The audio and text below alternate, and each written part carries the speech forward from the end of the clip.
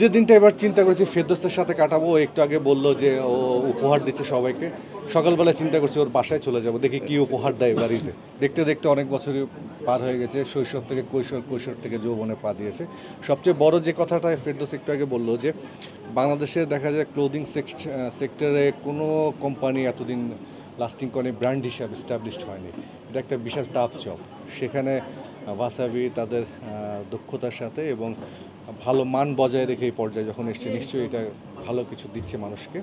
আমি আশা করব যে আমাদের প্রত্যেকটা ফেস্টিভ্যালের সাথে ওয়াসাবি যেমন জড়িত, সাধারণ মানুষের সাথেও সেভাবে থাকবেন এবং আমাদের উৎসবগুলোকে আরও আনন্দদায়ক করে তুলবেন। তাদের জন্য শুভকামনা রইল। ঈদের দিনটা কীভাবে কাটাবেন? ঈদের দিনটা এবার চিন্তা করেছি ফেরদৌসের সাথে কাটাবো। একটু আগে বললো যে ও উপহার দিচ্ছে সবাইকে। সকালবেলা চিন্তা করছি ওর বাসায় চলে যাব, দেখি কি উপহার দেয় বাড়িতে। দিবা না? হ্যাঁ, অবশ্যই অবশ্যই। সাক্ষী কিন্তু আপনারা সবাই রইলেন, দেখি কি উপহার পাঠায় আমাদের নতুন এমপি সাহেব।